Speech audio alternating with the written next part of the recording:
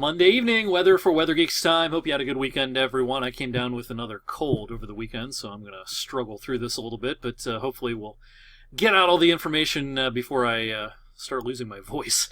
All right, we've got a lot to talk about this week. The first thing, of course, the big story is the cold. Today's high temperature of 13 was our coldest day in about 11 months. It's been since the middle of February last year. And, of course, with enough breeze, we did have some pretty ugly wind chills today.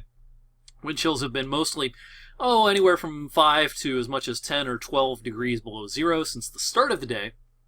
And we can expect very similar things coming up for us tonight. Here's our Futurecast model showing the wind chills tonight. I think as you wake up tomorrow morning, even though, the model shows here -9, I think throughout the valley a -10 to -15 range will about do it. As you're seeing on TV along the bottom of the screen, we've already got a lot of 2-hour delays starting to show up. You can check out all those delays on our app and on our website as well. And you can actually sign up for text alerts for your school district on our website and WFMJ app. So be sure to check that out. So yeah, wind chills tonight, -10, -15 on average. Look at all the ugly wind chills across the region tonight. Now tomorrow afternoon, the temperature won't be much warmer than today was, but the wind will be more relaxed than today, so the wind chill should have a chance to get above zero tomorrow, and it should stay generally at or below, above zero tomorrow night into Wednesday morning, so not expecting any sort of school adjustments here Wednesday morning with wind chills above the magical zero mark. As far as the actual temperatures, when I recorded this at 7:35 this evening, it was 9 in Youngstown, 10 in Pittsburgh, 12 in Cleveland. A lot of cold air across the region today. I've been posting about this a few times. It's always cool to see how the Arctic air gets modified coming over the unfrozen Great Lakes. It's always a lot colder in Minnesota and Wisconsin than it is in Michigan because that air travels across that big, deep lake and modifies some when it's still unfrozen, as it is this year. This harsh cold has been flushed pretty much out of Canada. Sure, it's cold up here, but it was a lot colder a few days ago before this chunk of Arctic air decided to come south. We've had some lake effect ongoing today up in the snow belts, especially Lake County, northern Geauga County, parts of Ashtabula County.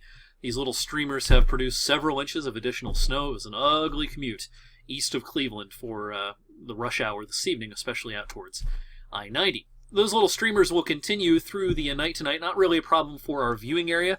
There could be some flurries here and there, especially north of I-80 into tomorrow morning. That should about do it. Here's tomorrow evening's map. High pressure building in from the west, and this should produce a relatively benign day on Tuesday. Just going to be cold. Temperatures no better than the teens. All right, our next little weather maker of interest here is Wednesday afternoon, Wednesday evening. A little area of low pressure is going to scoot by to our south, and while some accumulating snow seems pretty likely south of the Ohio River, north of the Ohio River, and especially north of I-70, it's a little more questionable, even though the RPM model here doesn't print out any snow north of basically the Ohio River. I think there can be some real light snow here and there Wednesday afternoon into early Wednesday evening. Don't think it amounts to much, but the timing isn't great, so we might just have to watch for a couple of slick spots for the drive home on Wednesday, and then Thursday should be another calm day as high pressure builds in from the west. I did one of these for the Wednesday afternoon and evening. I think a lot of us will get a coating, very most 1 inch. I think that's fairly unlikely. I think a coating to a half an inch is the most likely kind of range with this snow coming up on Wednesday afternoon, Wednesday evening. Wouldn't even be surprised if the model trends continue, if we dump the idea of an inch altogether and just say, hey, coating at worst. So we'll keep an eye on the trends for Wednesday and into Wednesday evening. All right, talking about the end of the week then.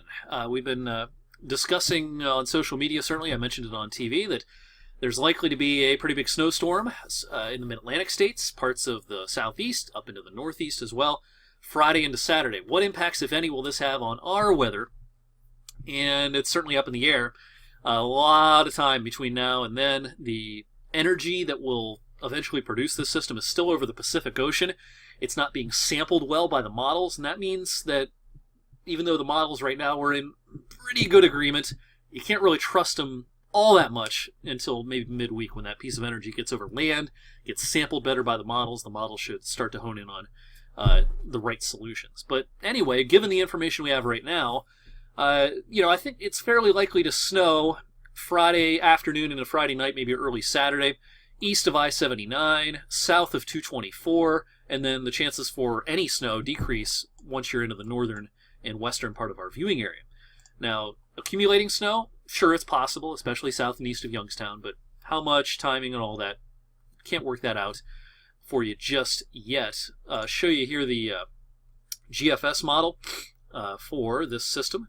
This will become a whopper of a low-pressure system. Now, its placement, the models may not have this right yet, again, because of the distance between now and the event, and the energy still over the Pacific, but this is what the GFS is showing now. This is Friday night. You have a low over Cape Hatteras, band of snow up to New York City, Philadelphia, State College, Altoona, getting back into parts of Ohio. Now, this is the afternoon run. The morning run had it a little farther south than east.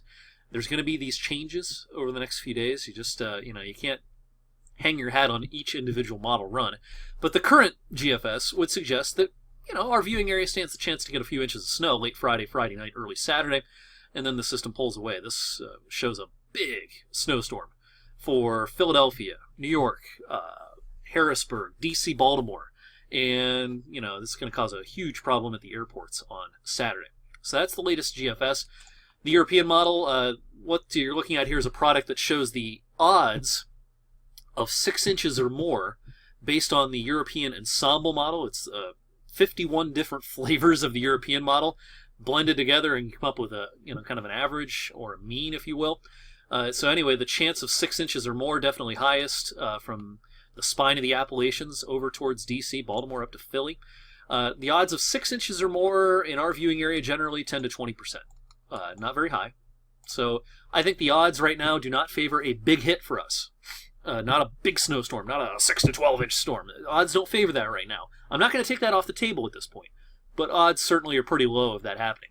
I think the most likely scenario based on the current information is it's a fairly minor event for our viewing area, and it may be almost no event for areas north and west of Youngstown. So stay tuned on that. Real quick word about the longer range.